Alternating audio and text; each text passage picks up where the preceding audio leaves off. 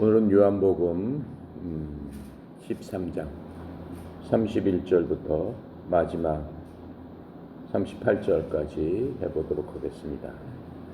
함께 읽고 시작하도록 하겠습니다. 31절입니다. 그가 나간 후에 예수님께서 이르시되 지금 인자가 영광을 받았고 하나님도 인자로 말미암아 영광을 받으셨도다. 만일 하나님이 그로 말미암아 영광을 받으셨으면 하나님도 자기로 말미암아 그에게 영광을 주시리니 곧 주시리라. 작은 자들아, 내가 아직 잠시 너희와 함께 있겠노라. 너희가 나를 찾을 것이나 일찍이 내가 유대인들에게 너희는 내가 가는 곳에 올 수 없다고 말한 것과 같이 지금 너희에게도 이르노라. 새 계명을 너희에게 주노니 서로 사랑하라. 내가 너희를 사랑한 것 같이 너희도 서로 사랑하라. 너희가 서로 사랑하면 이로써 모든 사람이 너희가 내 제자인 줄 알리라. 시몬 베드로가 이르되 주여 어디로 가시나이까? 예수님께서 대답하시되 내가 가는 곳에 내가 지금은 따라올 수 없으나 후에는 따라오리라. 베드로가 이르되 주여 내가 지금은 어찌하여 따라갈 수 없나이까? 주를 위하여 내 목숨을 버리겠나이다. 예수님께서 대답하시되 내가 나를 위하여 내 목숨을 버리겠느냐? 내가 진실로 진실로 내게 이르노니 닭 울기 전에 내가 3번 나를 부인하리라. 자, 이제 예수님께서 잡히시기 돌아가시기 12시간 전쯤에 제자들하고 같이 마지막으로 식사를 하십니다. 식사를 하시는 도중에 예수님께서 일어나셔서 제자들 발을 한 사람 한 사람씩 써주기 시작합니다. 그 12제자들 안에는 이제 예수님을 돈을 받고 고발하고 팔아넘긴 가롯 유다도 있습니다. 예수님께서는 가롯 유다의 발도 씻어주시면서 이제 제자들과 함께 마지막을 지내시면서 말씀을 하고 계시는 겁니다. 그러면서 가롯 유다를 향해서는 마지막까지 하나님의 사랑을 보여주십니다. 가롯 유다는 애당초에 예수님을 믿는 자가 아니었어요. 가롯 유다는 마귀의 자식으로 예수님 옆에 있으면서도 전혀 구원을 받지 못한 그러한 사람입니다. 그런 가롯 유다를 보시고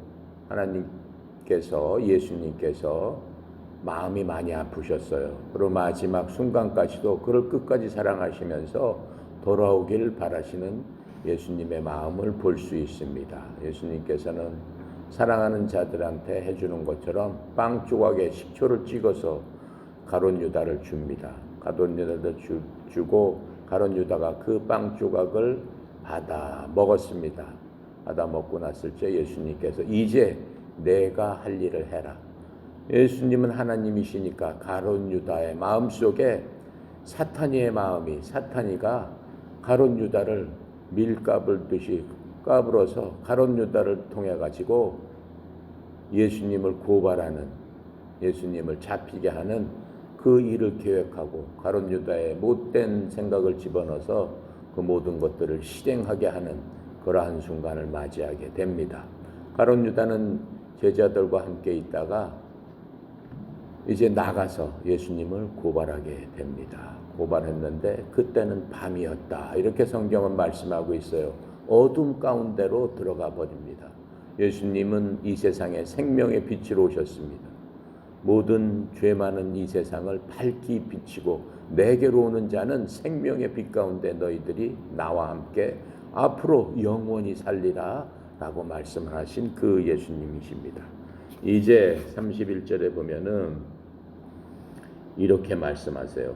가롯 유다가 나간 후에 예수님께서 지금 사람의 아들 인자 Son of Man 이렇게 나와 있죠. 사람의 아들이 영광을 받았고 하나님도 인자로 말미암아 영광을 받으셨도다. Son of Man 인자라고 하는 얘기는 사람의 아들, 그것을 인자 이렇게 그냥 합해서 썼는데 인자라고 말씀하시는 그 부분은 요한복음에서 12번이 언급됩니다. 12번을 예수님이 자기 스스로 인자다라고 말씀하셨을 적에는 인성을 나타내는 겁니다. 하나님이시지만은 하나님이신 그 예수님께서는 인성과 신성, 하나님의 성품과 사람의 그 모습을 둘 다 갖고 계셨죠.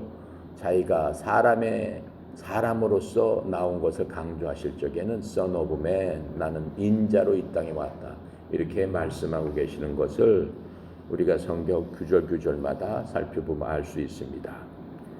이제 예수님께서 32절에 만약 하나님이 그로 말미암아 영광을 받으셨으면 하나님도 자기로 말미암아 그에게 영광을 주시리니 곧 주시리라. 무슨 얘기예요? 좀 말을 어렵게 썼는데, 만약 하늘의 하나님께서 이 예수님으로 말미암아 영광을 받으시게 될 것이고 또 영광을 받으셨으면은 하나님도 예수님으로 말미암아 또 그에게, 예수님에게 영광을 주시리라. 지금 이렇게 말씀하고 계세요. 31절 32절의 말씀은 지금 하나님의 영광에 대해서 지금 말씀하고 계시는 겁니다. 인간적으로 보면 어떻습니까? 예수님께서 3년 반 동안 이스라엘 사람들과 함께 있으면서 많은 것들을 보여주시고 또 많은 그 기적을 행하셨습니다. 그런데 이제는 잠시 몇 시간 후면은 죽음 앞에 직면하고 있는 겁니다. 어떻게 죽으실 것도 알고 있어요.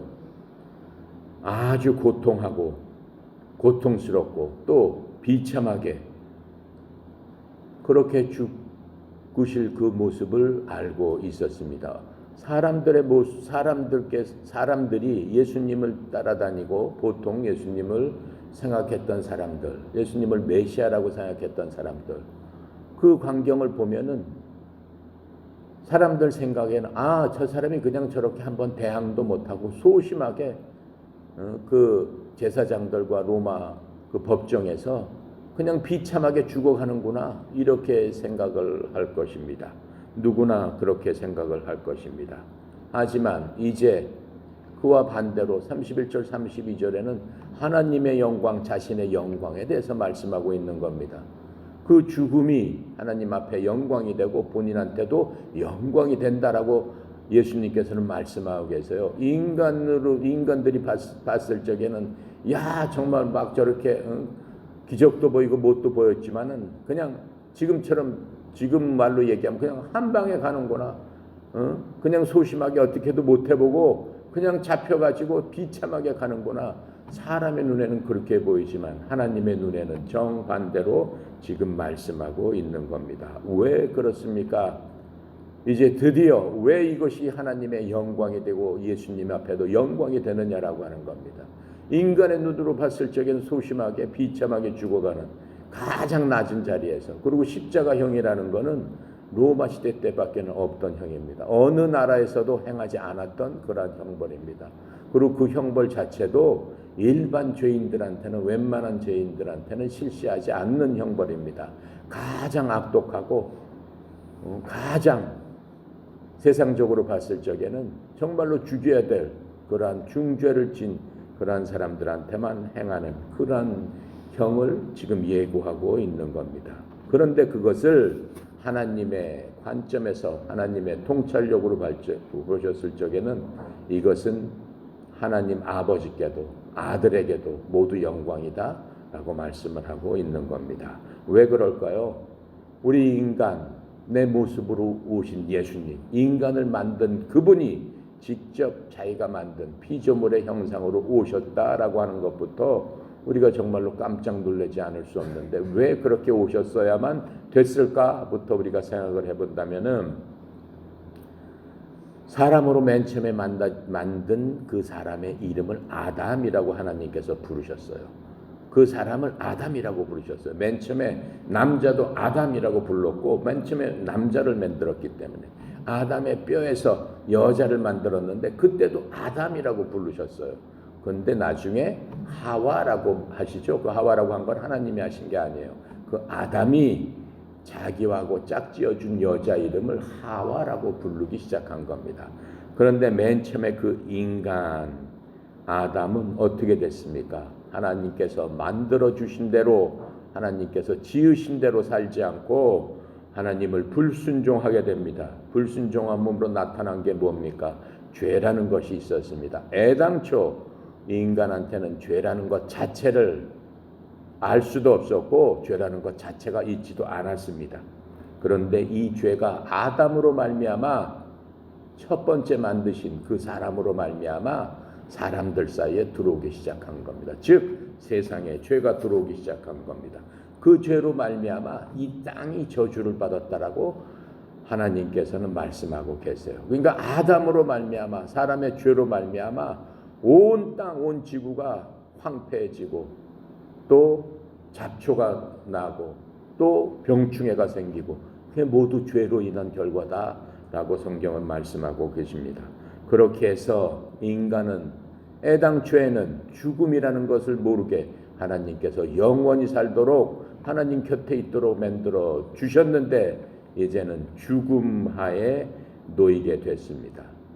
이 죽음하에 놓인 것들을 하나님께서는 해방시키고자 하나님의 위대한 구원 계획이 드디어 성취되는 순간입니다. 누구를 통해서? 예수님을 통해서. 이 하나님 사람한테 덫을 놓고 사람들을 죽음으로 빠뜨리고 고통으로 빠뜨리고 걱정과 염려를 하게 만든 게 누굽니까? 바로 마귀입니다. 마귀가 하나님을 대적하기 위해서 하나님께서 만들어 오신 이 피조물들을 엉망진창으로 만들어 버린 겁니다. 그럼 하나님께서 그것을 그냥 보고 계시겠어요? 전능하신 하나님께서 마귀한테 져가지고 하나님께서 가장 기뻐하시던 사람물뿐만 아니라 온 세상 우주 만물을 엉망진창으로 만들었는데 그걸 그냥 보고 계시겠느냐라고 하는 겁니다. 창세기에 나타난 하나님의 구원 계획은 이제 몇 년이 지났어요. 예수님 오시기까지 4,000년이 지났습니다. 예수님은 4,000년 전에 그 구원 계획에 따라서 예수님이 마침내 이 땅에 오신 겁니다. 그러니까 하나님께서는 마귀가 저질러 놓은 그 모든 것들을 하나님의 시간표에 따라서 저것을 없애고 도로 내가 만든 그대로 회복시켜야 되겠다라고 생각하신 지가 4,000년이 지났어요. 4,000년이 지나서 드디어 그 예수님께서 이 땅에 오시고 이 땅에서 33년 반을 기다리시다가 이제 마지막 순간이 온 겁니다. 하나님의 구원 계획이 실천되는 바로 그 순간이 온 겁니다. 창세기에 나타난 하나님의 구원 계획을 잠깐 살펴볼 적에 우리가 하나님의 영광, 왜 예수님께서 십자가에서 굳이 돌아가셔야 되느냐 하는 것들을 우리가 깨달아 알게 됩니다. 잠깐 살펴보도록 하겠습니다. 창세기 2장 15절부터 17절입니다. 창세기 1장은 하나님께서 이 땅을 6일 동안 창조하시고 만드셨다는 바로 창조의 그 모든 일들이 나와 있습니다. 창조하시자마자 2장 15절부터 17절까지 보면 이렇게 써 있습니다. 주 하나님께서 남자를 데려다가 에덴 동산에 두시고 그것을 가꾸고 지키게 하셨더라. 하나님께서 처음 만든 그 사람 아담을 에덴 동산에 놓고 거기서 네가 가꾸고 지켜라 이렇게 하셨습니다. 16절에 보니까 주 하나님께서 남자에게 명령하여 이르시되 동산의 모든 나무에서 나는 것은 내가 마음대로 먹어도 된다. 하나님께서 에덴 동산에 남자를 놓으시고 많은 실과 좋은 것들을 다 만들어 놓으시고 네 마음대로 따 먹어도 된다 이렇게 말씀하셨어요. 그러면서 17절에 선악을 알게 하는 나무에서 나는 것은 먹지 말라. 그 동산에서는 선악을 알게 하는 선악과라는 그런 나무가 있어요. 하지만 너는 저 선악과는 먹지 말아라 이렇게 말씀하셨어요. 그러면서 그 나무에서 나는 것을 먹는 날에는 어떻게 내가 반드시 죽으리라 라고 말씀하셨습니다. 만약 선악과만 따먹지 않았다면 아담은 여태까지 살고 있을 것이다 라고 하는 거예요. 그런데 하나님의 말씀에 내가 그것을 따먹는 순간 너는 죽음이라는 것을 알게 되고 죽게 된다 라고 하시는 그 말씀을 사람한테 해주신 겁니다. 그 후에 20절부터 23절까지 보면은 아담이 모든 가축과 공중의 날 짐승과 들의 모든 짐승에게 이름을 주니라. 지금 이름이 지어진 거는 이것은 고래다 뭐다 뭐 표범이다 뭐 사자다 라고 한 것은 아담이 지었다라고 하는 거예요. 우리 인류 조상인 그 아담이 모든 동물의 이름을 지었습니다. 그러나 아담을 위해서는 그의 합당한 조력자를 찾지 못하였더라. 인간으로서는 아담 혼자만 있었죠. 사람으로서는. 그래서 21절에 주 하나님께서 아담을 깊이 잠에 빠지게 하시니 그가 잠들매 그분께서 그의 갈비뼈 중에 하나를 취하시고 그것 대신 살로 채우시며 22절 주 하나님께서 남자에게 취한 그 갈비뼈로 여자를 만드시고 그 여자를 남자에게로 데려오셨더라. 이렇게 말씀하였어요. 그러면서 여자를 만드신 그 과정을 성경은 우리에게 알려주고 계십니다. 그 이후에 창세기 3장 1절부터 6절까지 한번 보면은 하나님께서는 에덴 동산의 모든 이제 동물도 함께 인간하고 만들어 놓으셨으며 3장 1절에 보면 이제 뱀은 주 하나님께서 만드신 들의 어떤 짐승보다 더 간교하더라. 그가 여자에게 이르되 뱀이 만들어놓은 여자 아담이 하와라고 부른 그 여자에게 찾아간 겁니다. 참으로 하나님께서 말씀하시기를 너희는 동산의 모든 나무에서 나는 것을 먹지 말라 하시더냐 하니 지금 이 말을 하는 것은 뭡니까? 뱀이 얘기를 한다라고.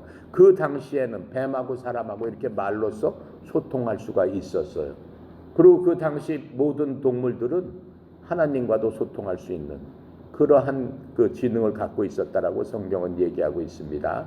그러니까는 뱀은 가장 강교하다고 그랬어요. 이제 이 뱀한테 누가 들어간 거예요? 마귀가 뱀한테 들어간 겁니다.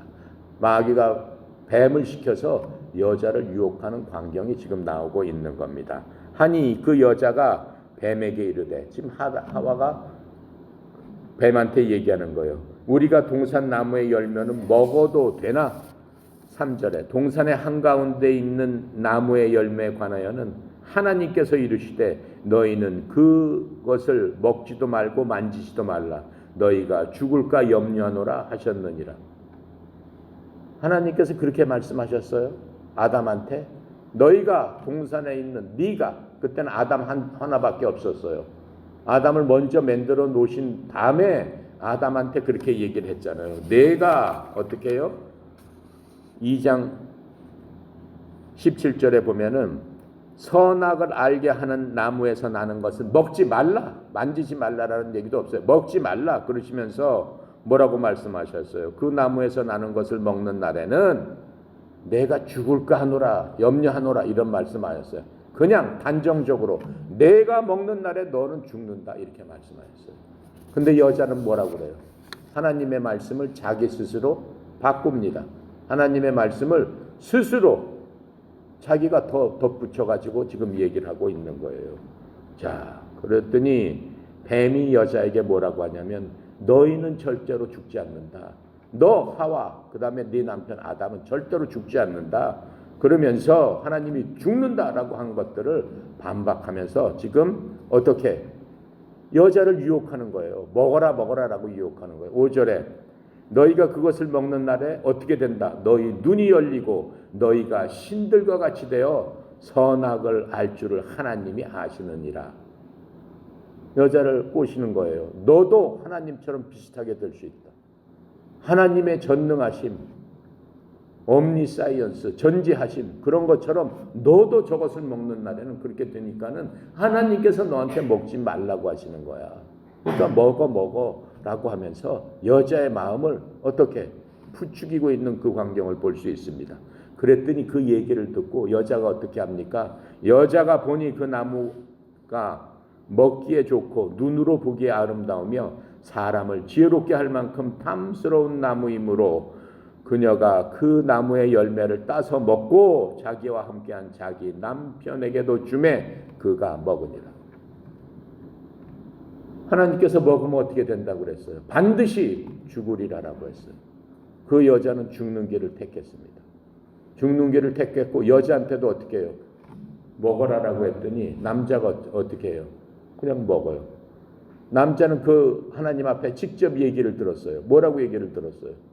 하나님께서 아담을 향해서 동산을 지키고 가꾸라라고 해놓고 네가 이 동산에 있는 모든 열매는 따서 먹어도 되지만 저 나무 하나의 열매는 먹지 마라. 그건 선악과다.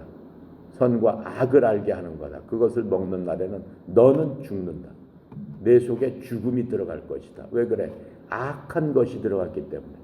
선악과기 때문에 선과 악을 알게 하는 그런 나무다라고 해요. 악한 마음을 갖게 하는 그러한 것이다라고 하는 거예요. 내 속에 악한 마음이 내 심정 안에 이제 뿌리가 잡게 되니까 악한 마음을 갖는 순간, 악한 마음이 들어가 있는 순간 너의 운명은 죽을 수밖에 없다라고 말씀하시는 거예요. 악한 게 들어가면 뭐가 생기는 거예요? 악한 일을 하면. 악한 일을 하는 것을 죄의 결과가 뭐예요? 죄잖아요. 악한 것을 통해서 하는 결과가 죄예요. 살인을 하고 사람을 때리고 못 살게 하고 괴롭히고 시기하고 질투하고 걱정하고 염려하고 그 모든 것들이 악하다라고 하나님은 규정하고 계시는 거예요.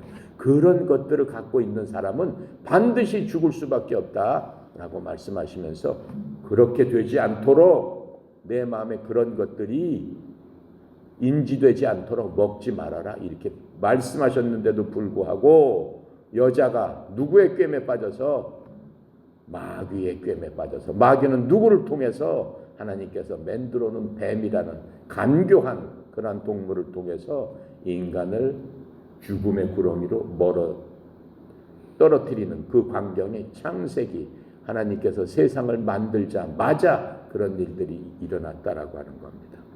자, 그러한 인간의 비참한 결과에 대해서 창세기 3장 11절부터 15절에 대해서는 하나님께서 말씀을 하고 계십니다.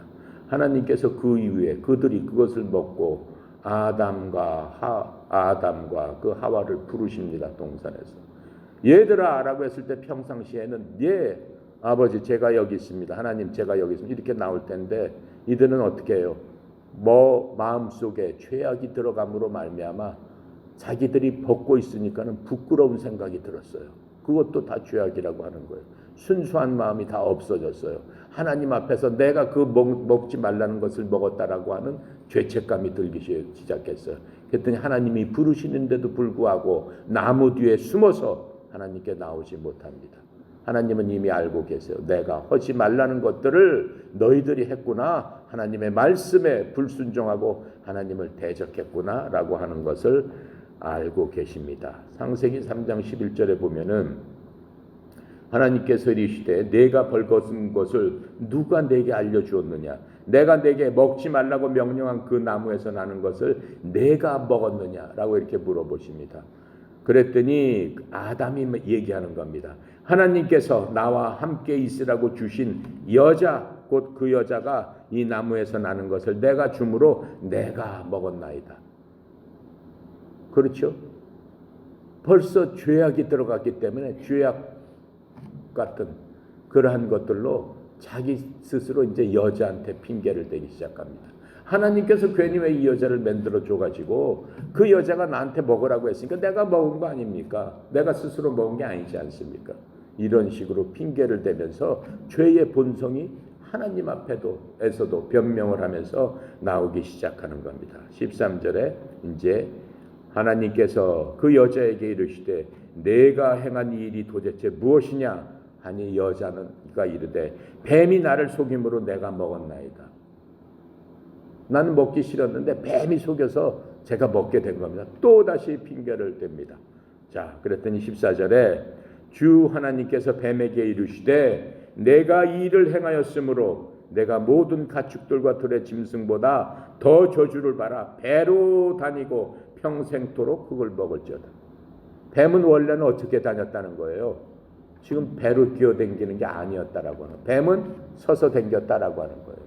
뱀을 보면은 발이 퇴화됐다라고 생물학자들이 얘기하고 있어요. 그러니까 뱀은 지금처럼 기어다니는 게 아니라 원래는 이렇게 서서 다녔다라고 하는 거예요. 너는 여자한테 마귀가 들어가가지고 여자한테 그렇게 했으니까 너는 평생토록 네 몸으로 기어다니면서 흙을 먹으라고 뱀을 저주하시는 그 모습입니다.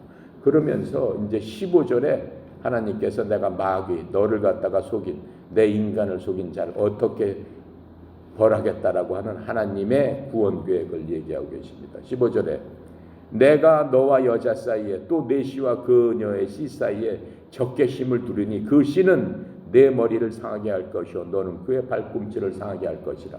그게 뭐예요? 여자 사이에, 여자의 그 씨 사이에 적게 힘을 더해서 싸우게 한다라고 하는 거예요. 마귀하고 여자가, 사람의 여자가 난 그 씨 자손이 싸움을 하게 하는데, 싸워서 어떻게 된다는 거예요? 서로 적게 힘내서 그 씨는, 즉 사람의 아들 son of man이 어떻게 한다는 거예요? 내 머리, 사탄의 머리를 상하게 해버린다라고 하는 거예요. 그렇죠? 뱀 속에 들어간 그 실체를 상하게 해버리겠다라고 하는 거예요. 하는데 너는, 그 사탄이는 그의 발꿈치를 상하게 할 것이다. son of man의 발꿈치를 상하게 할 것이다. 지금 이 말씀을 하시는 거예요. 이게 하나님의 구원 계획이에요. 4,000년 전에 창세기 때 사람을 망쳐놓은 그 사탄이를 어떻게 멸하겠다라고 하시는 구원 계획이 이제 예수님께서 십자가에서 그 일들을 행하시게 됐습니다라고 합니다. 내가 지금 하나님께서 창세기 3장 15절에 말씀하신 대로 그들이 비록 내 발을 상하게 할 것이다, 발꿈치를 상하게 할 것이다, 하지만 내가 저 원수마귀의 머리를 밟아버릴 겁니다. 머리를 밟는다는 게 뭐예요? 머리를 밟으면 죽인다라고 하는 거죠. 없애버린다라고 하는 거죠. 그것을 위해서 하나님께서 4,000년을 기다리신 겁니다. 이제 4,000년이 지나서 예수님께서 여자의 씨로 오셨잖아요. 마리아로부터 성령으로 통해서 잉태하신, 인간의 몸으로 오신, son of man으로 오신 그분께서 이제 십자가에 달리는 그 일들 자체가 하나님께서 말씀하신 그것들을 이루시는 바로 그 순간이 되었다라고 하는 겁니다. 그래서 우리가 지금 뭐예요? 31절에 하나님도 인자로 말미암아 영광을 받으신다라고 하는 것들이 이루어지는 바로 그 순간입니다. 예수님께서 십자가에 돌아가시면서 양발에 못으로 박혀서 죽임을 당하시는, 발꿈치를 상하게 되는 그것들이 그대로 이루어지는 그 순간이 지금 이렇게 되고 있는 겁니다. 자, 우리가 이 말씀을 보면서 우리도 이 땅에 살면서 무슨 생각을 하면서 살아야 된다라고 하는 겁니까? 우리도 하나님을 영화롭게 하는 그 방법, 예수님께서 이 땅에 오셔가지고 온갖 멸시를 받으시고 사람들한테 조롱을 받으시고 사람들한테 고통을 받으셨지만은 그 방법은 뭐예요? 하나님께서 예수님에게 하라고 하신 일들을 인내하면서 참고 기다리면서 하셨을 적에 하나님도 영광을 받으시고 그 일을 행하시는 예수님한테도 큰 영광을 받는 것처럼 우리도 하나님께서 한 사람 한 사람 부르셨다라고 했어요. 하나님을 믿는 사람은 그 사람 한 사람들에게 달란트를 주셨다라고 했어요. 달란트가 뭐냐면 카리스마라고 하는 거예요. 누구에게는 무슨 카리스마가 있다. 그게 하나님께서 주신 선물이다라고 하는 거예요. 그 카리스마, 자기가 갖고 있는 달란트로서 남들을 어떻게 하는 거예요? 섬겨라라고 하는 거예요. 예수님께서 섬겼듯이 남들을 섬겨라라고 했을 적에 하나님께서 우리를 사용하시는 그 목적이 있다라고 성경은 말씀하고 계십니다. 자, 그래서 예수님께서는 스스로 십자가에서 자신의 생명을 내놓으신 겁니다. 예수님께서는 유다가 밖에 나가서 이제 로마 군사들과 제사장들의 종을 데리고 예수님이 계시는 곳을 언제 어떻게 모인다라고 하는 걸 알고 있었기 때문에 곧 잡혀가지고 끌고 가가지고 법정으로 끌려가가지고 재판을 받으시고 죽게 된다라고 하는 과정을 다 알고 계십니다. 하지만 예수님께서 그 알고 계시는 예수님께서 그 사람들한테 잡혀 죽는 게 아니고 예수님께서는 자기의 생명을 자기가 스스로 내놓으셨다라고 하는 거예요. 요한복음 10장 18절에 보면은 예수님께서 이렇게 말씀하고 계셨죠. 아무도 그것을 내게서 빼앗지 아니하며 내가 스스로 그것을 버리노라. 아무도 예수님의 생명을 빼앗을 수 없다라고 하는 거예요. 스스로 내가 이제 버린다. 왜? 아버지의 뜻을 이루기 위해서.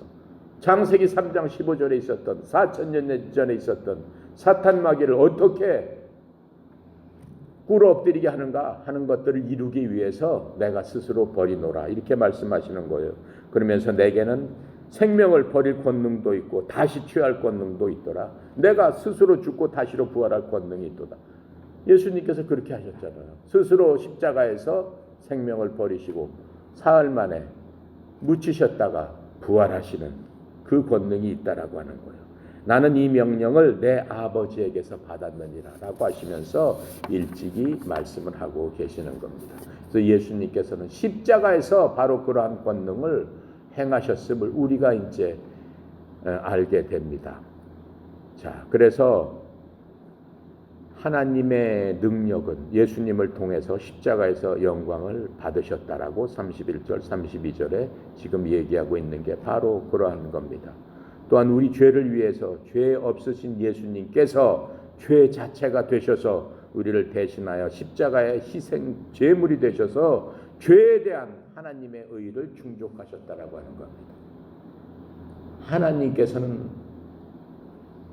절대적으로 선하신 분이라고 그랬어요. 하나님께서는 절대적으로 죄가 없으신 분이라고 말씀하셨습니다.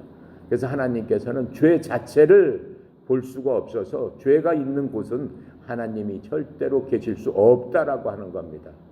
근데 이 인간이 만들자마자 그러한 식으로 우리가 창세기에서 지금 금방 봤던 식으로 죄 가운데서 죄와 함께 뒹굴고 있다라고 한 그런 것 때문에 하나님께서는 그 죄를 없애는 방법이 뭡니까? 우리가 출애굽기 창세기에서 봤듯이 그 죄를 없애기 위해서 인간이 얼마나 노력을 합니까? 죄가 없는 양을 잡아다가 그때마다 내가 죄를 졌으니까 양의 생명을 드릴 테니까 제 죄를 좀 덮어주세요 이렇게 얘기를 하면서 계속 양으로 하나님께 나가서 죄 질 때마다 제사를 지냈지 않습니까? 죄에 대한 하나님의 생각은 하박국 1장 13절에 보면은 하나님께서는 눈이 정결하셔서 악을 보지 못하시며 또 불법을 보지 못하신다 라고 말씀하시고 계세요. 에스겔서 18장 4절에 보면은 보라 모든 혼이 내 것이라 하나님의 혼과 마찬가지로 아들의 혼도 내 것이니 죄를 짓는 혼 그 혼은 죽을지니라. 성경은 사람을 혼이라고 말씀하고 계세요. 사람이 영혼육 이렇게 되어 있는데 성경에서는 사람 한 사람을 혼이다 이렇게 부르고 계시는 겁니다. 또 에스겔 20장에 보면은 죄를 짓는 혼, 그 혼은 어떻게 죽을지니라. 죄를 지으면 무조건 죽어야 되는 거예요. 그게 하나님의 법칙이에요. 그러니까 하나님께서는 한 번 말씀하시는 것을 하나님은 절대로 바꾸지 않으십니다. 만약 바꾼다면 세상 누가 하나님을 믿을 수 있겠느냐라고 하는 겁니다. 그래서 하나님을 우리는 뭐라고 그래요? 세상에서 가장 신실한 분, 그 하나님을 우리는 믿을 수 있습니다라고 얘기하는 거예요. 신실하다라고 하는 건 뭐예요? 페이스풀하다, 믿음으로 충만하다, 믿음으로 가득 찼다. 그러한 경우를 우리는 신실한데 가장 신실한 분이 하나님이시다. 그래서 하나님께서 성경에서 한 번 말씀하신 거는 절대로 바꾸지 않으신다. 우리한테 성경을 통해서 약속하신 그 말씀은 절대로 이루어지지 않을 수가 없다. 절대적인 거다라고 말씀하고 계십니다. 그래서 이제 예수님께서 스스로 온 세상의 저주와 죄가 되어서 하나님의 거룩하심이 요구하는 어떻게 해요? 모든 것을 충족시키시고 십자가에서 처형이 되시는 그 순간입니다. 그래서 하나님께서는 이러한 하나님께서 하신 말씀이 절대적으로 이루어진다라고 하는 것을 아들을 죽임으로써 인간들한테 입증을 하고 계시는 겁니다. 하나님께서는 자기 자신을 죽이면서까지 자신의 말씀이 이루어지도록 우리한테 입증을 하시면서 나는 믿을 만한 신이다. 이 세상 신, 너네들이 나무를 새겨놓고 돌을 깎아놓고 그렇죠? 동물한테 절을 하고 그게 무슨 신이냐라고 말씀하시고 나야말로 너네들이 믿고 너네들이 따라야 되는 그 신이다라고 하는 것들을 말씀하고 계시는 겁니다. 자, 33절에 보니까 제자들에게 내가 가는 곳을 너희는 올 수 없다라고 말씀하세요. 그 말씀은 요한복음 7장 36절에 바리새인들이 예수님을 체포하도록 경비병을 보내자 예수님께서 요한복음 7장 36절에 너희가 나를 찾아도 만나지 못할 것이었대 내가 있는 곳도 올 수 없느니라 이렇게 말씀하셨어요. 그렇죠? 말씀하셨어요. 니네들은 지옥 가지만은 나는 어디에 있다라는 거예요. 천국에 있기 때문에 니네들이 아무리 찾아도 나를 만날 수 없다. 만날 수 없죠. 지옥 간 사람이 어떻게 천국에 계신 예수님을 만날 수 있겠어요.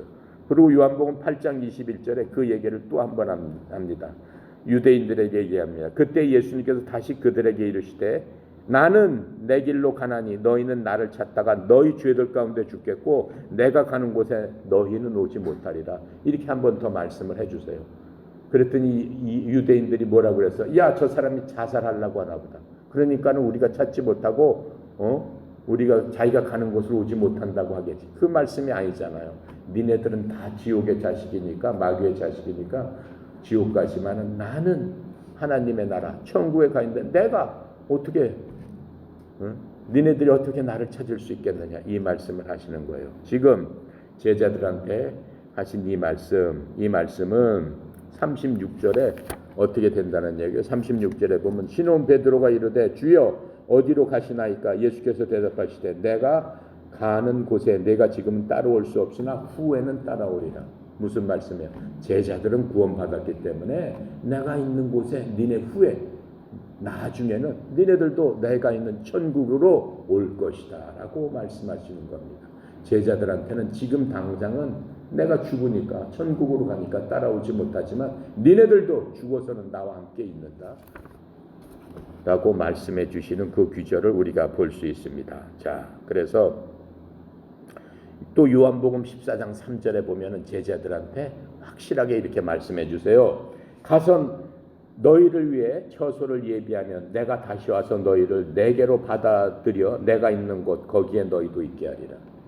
예수님께서 이렇게 말씀하시죠. 우리가 천국 가면은 우리가 영이 돼가지고 그냥 둥둥 떠댕기고 아무것도 없고 그냥 공중을 휘젓고 댕기는 그런 걸로 생각하면 안 됩니다. 하나님께서는 우리가 신령한 몸으로 다시 부활해서 물리적인 집, 물리적으로 살 수 있는 그곳을 예비해서 우리한테 그곳에 살게끔 주님께서 예비하시겠다.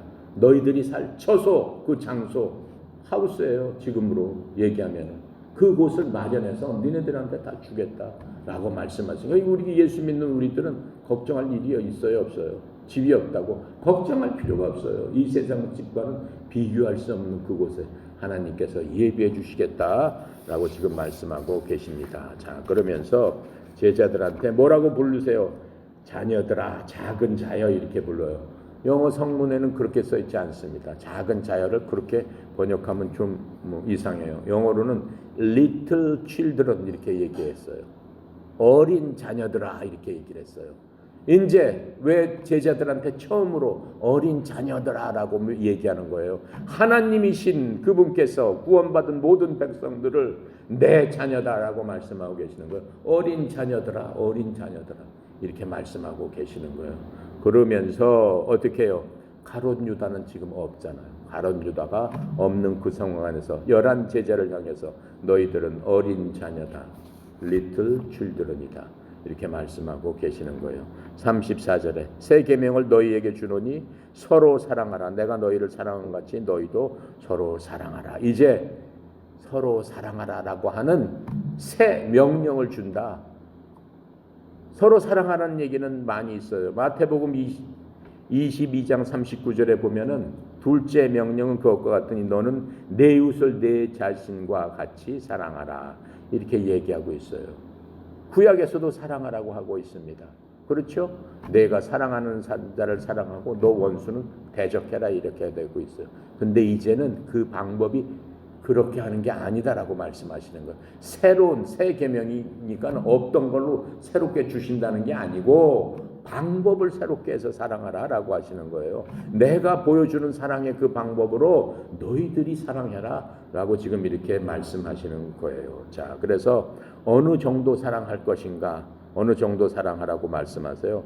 34절에 어떻게? 내가 너희를 사랑한 같이 너희도 사랑하라. 예수님께서 어떻게 사랑하셨어요? 자기 목숨을 내놓기까지 사랑하셨잖아요. 그렇죠? 마귀의 자식이었던 누구예요? 가룟 유다를 끝까지 사랑하셨잖아요.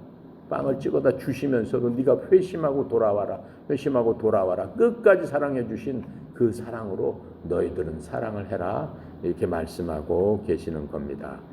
35절에 너희가 서로 사랑하면 이로써 모든 사람이 너희가 내 제자인 줄 알리라. 우리가 서로 사랑을 하고, 그렇죠? 보면은 그리스도인 크리스찬끼리 서로 사랑하고 서로 나누고 서로 모여서 같이 뭐 하는 거예요? 교제를 하고 하는 그 사랑을 봤을 적에 사람들이 알게 된다라고. 저 사람들은 예수님의 제자, 예수님의 어린 자녀구나라고 하는 것들을 깨닫게 된다라고 하는 겁니다. 자, 그래서 그 모습이 우리가 어때야 된다는 거예요. 하나님께서는 너희들은 성도다라고 말씀하세요. 그렇죠? 바울 서신에 보면은 내가 어디에 있는 성도들에게 편지하노니. 성도가 뭐예요? 영어로는 saint예요. 성자라고 얘기하는 거예요. 천주교에서는 김대건 신부를 성자 이렇게 얘기하는 거예요. 근데 하나님께서는 우리를 뭐라고 그래요? 니네들이 성자다, saint다라고 얘기하는 거예요. 누구누구 성자, 누구누구 성자 이렇게 말씀하고 계시는 거예요. 그것을 성도라는 것은 한자어인데 거룩한 무리다라고 얘기하는 거예요. 거룩한 무리는 왜 거룩한 겁니까? 이 세상과는 구별되어 있는 사람들이다. 여러분이나 나는 이 세상과는 구별되어 있는 사람이에요. 이 세상은 뭐예요? 원수, 마귀, 보이는 것, 만져지는 것, 느껴지는 걸로 사는 거예요. 남의 것을 누르고 출세해가지고, 그렇죠? 리더가 돼서 많은 사람들한테 환영을 받고 많은 사람들한테 높임을 받고, 그게 이 세상 사람들의 방법이다라고 하는 거예요. 그런데 하나님께서는 그게 아니다라고 말씀하세요. 성도는 뭐다? 가장 낮은 곳에 나가져서 어떻게 해야 그 낮은 사람들을 섬기는 게 성도의 본분이다. 그런데 하나님께서는 뭐라고 말씀하세요? 그렇다고 해서 니네들이 낮아지는 게 아니다. 종이 그 주인보다 높아질 수 없다라고 말씀하시는 거예요. 그렇다고 해서 니네들이 낮아지는 게 결코 아니다. 그렇죠? 네 자신을 내가 높여주고 그렇게 했을 적에 스스로 니네들이 높여지는 게 내 방법이다. 영적인 방법이다. 하나님의 자녀들이 택해야 될 것이다. 왜 그렇게 해야 되느냐? 하나님께서 말씀하십니다. 그것이 너희들한테 주는 진정한 행복이 거기에 있다. 이렇게 말씀하시는 거예요. 그렇게 됐을 적에 너희들이 매일매일 주님 앞에 나와서 할 것은 무엇이냐? 발을 닦으면 된다. 너희들은 이미 구원받은 사람이다. 온 몸이 깨끗하게 돼서 하나님의 자녀로서 삶을 사는데 매일매일 이 세상의 더러운 곳에서 살면서 매일매일 주님 앞에 네 자신만 투명하게 성화되는 삶을 살면 된다라고 말씀하고 계시는 겁니다. 36절에 보니까 베드로가 얘기를 하는 겁니다. 주여 어디로 가시나이까? 베드로는 굉장히 엉뚱한 사람이에요. 실컷 얘기하고 내가 어떻게 됐다. 내가 하는 이유를 다 설명했는데도 하나님의 영광, 나의 영광, 그걸 통해서 내가 영광을 받고 아버지도 영광을 받게 되기 위해서 내가 이제 동안 이런 일을 했으니까 너희는 어떻게 해라. 충분히 말씀하셨는데 엉뚱하게 다 듣고 나서 주여 어디로 가시나이까 이렇게 얘기를 해버리는 거예요. 자, 오늘날도 많이 그래요. 성경을 통해서 아버지 하나님께서 우리에게 아버지의 마음을 많이 가르쳐줬어요. 성경 우리가 읽는 중에서 가장 중요한 것 첫 번째는 하나님을 알아야 되는 거예요. 두 번째 뭐예요? 내 자신을 알아야 되는 거예요. 그렇게 됐을 적에 모든 것들이 행복하게 바뀌고 우리의 모든 것들이 바뀌는데도 불구하고 베드로는 엉뚱한 얘기를 하고 있는 겁니다. 그 얘기는 뭐예요? 하나님께서 아무리 말씀을 해줬어도 어떤 사람들은 그냥 귀로 스치고 지나가는 바람소리 같다라고 하는 거예요. 그렇게 돼서는 안 된다라고 하는 겁니다. 예수님께서 그에게 대답하셨죠. 내가 가는 곳을 내가 지금은 어떻게 나를 따라올으니 나중에 따라오리라 이렇게 말씀하십니다. 지금 따라올 수 없죠. 그랬더니 37절에 뭐예요? 베드로가 주님께 얘기해서 주여 어찌하여 지금은 주를 따라갈 수 없습니까? 내가 주를 위하여 어떻게 내 생명을 내놓겠습니다. 호언장담을 합니다. 주님께서 어떠한 길에 있든 간에 저는 주님과 함께 죽을 각오가 되어 있습니다. 어떠한 위험에 있어서도 저는 주님 버리지 않고 무조건 주님만 따르겠습니다. 마가복음 14장 29절에 보면 베드로가 그분께 이르되 모두가 실족할지라도 나는 그렇지 아니하리라. 다른 사람은 주님을 전부 다 버리고 떠난다고 할지라도 누가 칼을 대고 죽인다고 하면 나도 같이 죽겠습니다. 이렇게 베드로가 얘기를 합니다. 그때 베드로의 속마음은 어떻겠어요? 위선적으로 했겠어요? 아니죠. 그 사람 마음이 실질적으로 주님을 사랑하는 마음에 열정적으로 불타서 그렇게 한 겁니다. 근데 어떻다라고 하는 거예요? 성령이 충만해서 그렇다 할지라도 어떻다라고 하는 거예요? 베드로는 마귀의 괴계를 제대로 알지 못했어요. 베드로는 금방 어떻게 해요? 몇 시간 후면은 예수님을 나는 저 사람 모릅니다 라고 3번을 어떻게 한다고 그랬어요? 네가 부인하리라. 예수님께서 쳐다보면서 베드로한테 얘기를 하시는 거예요. 예수님께서 뭐라고 그래요? 38절에 내가 나를 위하여 내 목숨을 버리겠다고 지금 하느냐? 그러시면서 내가 진실로 강조하시는 말씀이죠. 내게 이르노니 닭이 울기 전에, 새벽이 되면 닭이 꾹끼우 이렇게 울잖아요. 꾹끼우 바로 몇 분 후에, 바로 몇 시간 후에 너는 지금 네가 나를 위해서 생명을 버린다고 했느냐? 내가 나를 3번이나 나는 저런 사람 모릅니다 하리라 라고 베드로한테 말씀을 해주시는 겁니다. 자, 그렇게 얘기하니까 마가복음 14장 31절에는 뭐라고 얘기하냐면은 베드로가 더욱 열렬히 얘기합니다. 내가 주와 함께 죽을지언정 결코 내가 주님을 부인하지 아니하겠습니다. 그랬더니 마가복음에 보면은 모든 제자들이 저희들도 결코 버리지 않겠습니다 라고 얘기했다고 나옵니다. 주님께서 경고했죠. 누가복음 22장 31절부터 33절에는 베드로한테 주님께서 그 얘기를 듣고 경고를 하십니다. 뭐라고 경고했어요? 시몬아 시몬아, 베드로의 이름이 시몬이죠. 보라, 사탄이 너희를 밀가부듯 하려고 너희를 갖기 원하였다 이렇게 말씀하세요. 사탄이가 니네 제자들 전부 다 니네들 갖고 놀기 시작하는 그때가 바로 온다라고 말씀하고 시작하는 겁니다. 우리도 어떻게 해야 돼요? 어떠한 경우도 사탄이한테 당하지 말아야 되는 겁니다. 사탄이한테는 믿지 않는 자는 물론이고 자기의 자식들이니까는 믿지 않는 자는 내버려둬요. 근데 믿는 자한테는 우리가 하나님 앞에 더욱더 가까이 갈수록 우리를 방해하기 위해서 날뛰는 겁니다. 그렇죠? 우리를 통해서 아버지가 영광을 받게 되는 것을 싫어하는 거예요. 우리가 하나님의 일을 하고 하나님의 말씀에 순종하고 예수님의 말씀, 예수 그리스도의 마음을 가지면 가질수록 우리의 마음을 흔들어 놓는다라고 지금 사탄이는 우리를 어떻게 해요? 갖고 놀라고 열심히 어떻게 해요? 우리를 흔들어 놓습니다. 이 성경에 보면은 그렇게 흔들어 놓은 사람들은 아주 하나님의 사람들을 골라서 흔들어 놓습니다. 우리가 금방 봤듯이 창세기 3장에 봤듯이 아담을 그렇게 흔들어 놓지 않습니까? 아담을. 근데 하나님께서는 여자가 아담한테 줬지만은 여자를 꾸짖기보다는 누구를 꾸짖어요? 아담을 꾸짖으세요. 꾸짖을 적에 여자는 내버려둬요. 왜 내버려둘까? 여자였기 때문에 아니에요. 하나님께서 맨 처음에 누구한테 얘기하셨어요? 아담한테 말씀하셨어요. 너는 먹지 말아라. 먹는 날에는 죽으리라. 그 이후에 여자를 낳게 하셨어요. 여자를 만드셨어요. 여자는 뱀한테 마귀한테 속아서 하나님을 배신한 거예요. 하나님을 배신했어요. 아담이 여자한테 얘기 안 했겠어요? 하나님께서 내게 말씀하셨는데 저 나무에 있는 선악과는 먹지 말라고 하셨으니까 너 먹으면 큰일 난다.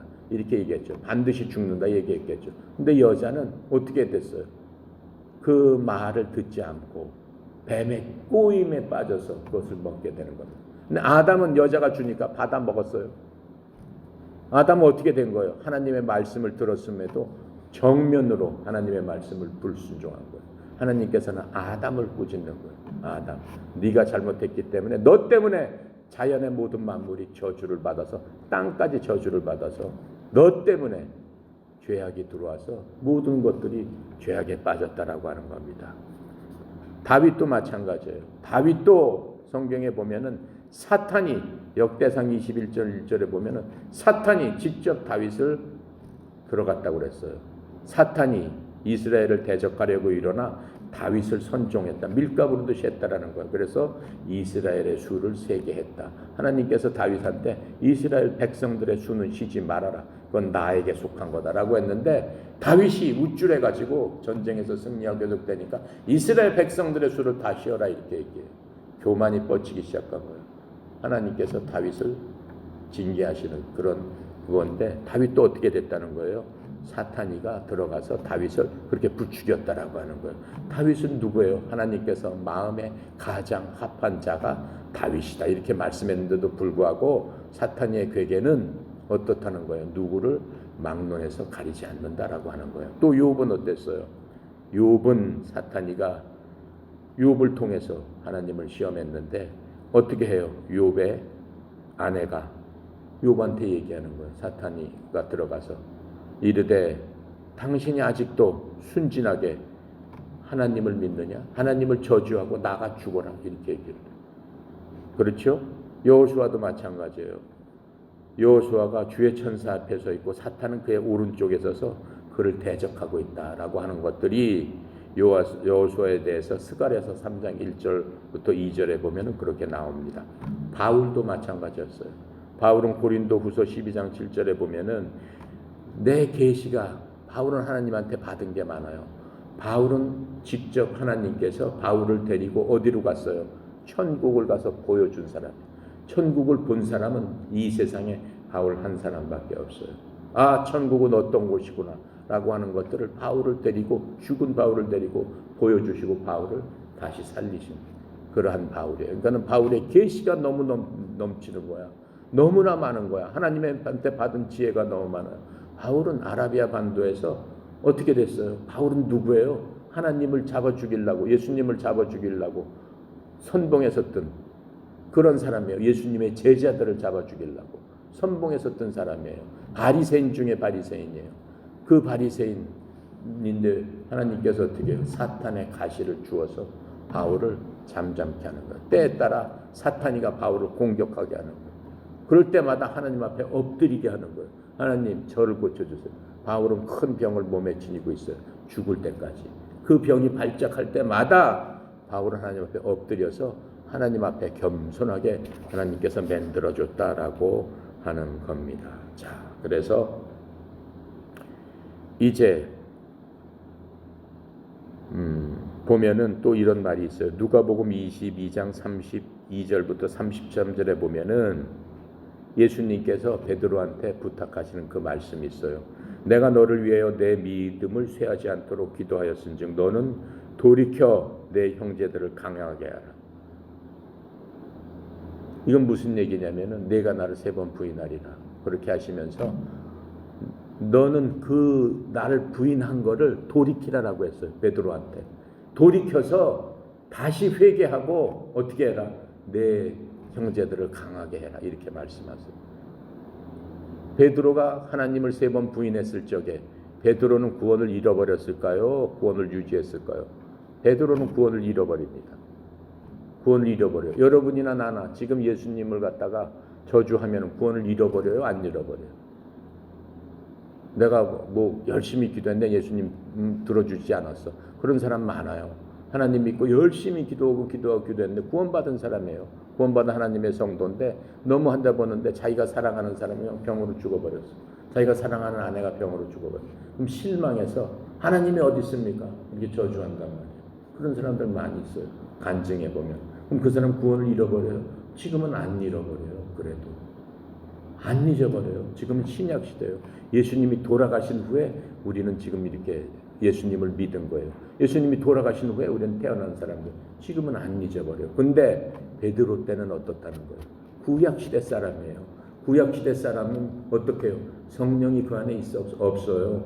하나님의 믿을 적에 하나님께서 성령을 그 사람한테 주시는 거예요.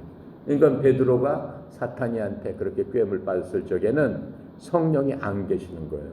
그럼 회개하고 다시 구원을 얻어야 된다라고 하는 거예요. 뭐 다윗도 마찬가지였어요. 다윗이 하나님 앞에 범죄했을 적에 다윗이 맨 처음에 기도한 게 뭐예요? 내 속에 하나님의 거룩한 영이 떠나지 말게 해주세요.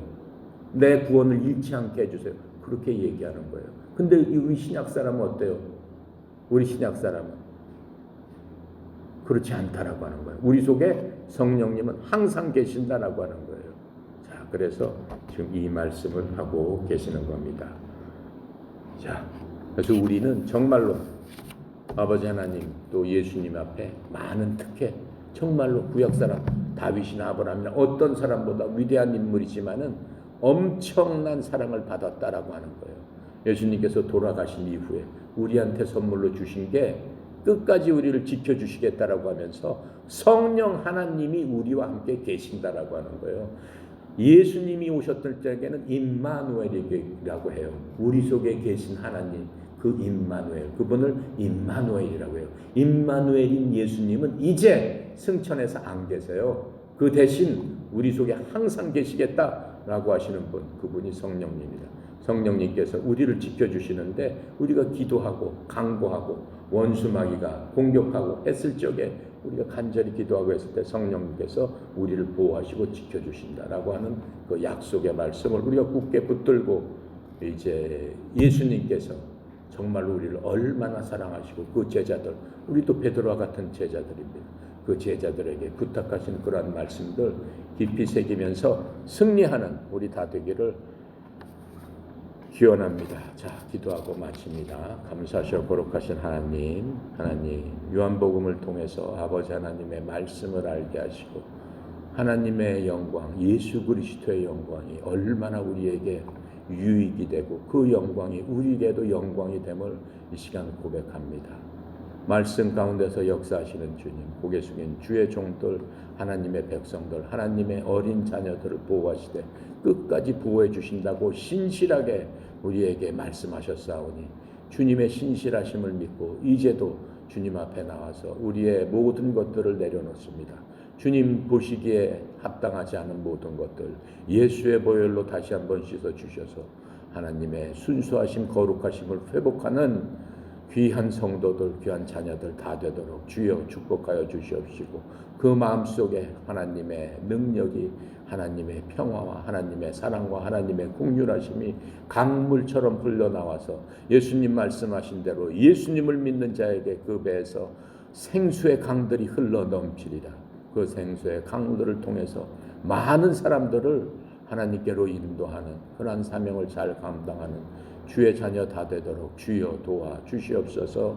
이 땅 살아가는 동안 하나님께서 부탁하시고 우리가 반드시 해야 될 그 일들을 한 발짝 한 발짝 성령님과 동행하면서 하는 저희 다되도록 인도하여 주시옵소서. 특별히 전국에 흩어져 있는 모든 하나님의 사랑하는 자녀들, 체육관에서나 또 일터에서 주님 바라보고 의지하며 어떠한 순간에도 하나님의 사랑을 깨닫고 이 세상을 넉넉히 이길 수 있는 믿음과 힘과 능력과 지혜를 허락하여 주시옵소서. 특별히 송영희 이사장님을 이 협회에 세우시고 이 협회를 이끌고 갈게 하시고 또 송영희 이사장님을 통해서 이 협회를 일으켜 세우셨사오니 아버지 하나님 앞에 가는 그날까지 주께서 맡기신 사명을 잘 감당할 수 있도록 영광의 강건함을 주시옵시고 항상 하나님의 무한하신 그 능력이 쏟아 흘려보내주는 축복의 통로로서의 역할을 하는데 어려움이 없도록 주여 도와주시옵소서. 오늘도 모든 것 주께 의탁드립니다. 감사드리며 예수 그리스도 이름으로 기도드렸습니다. 아멘.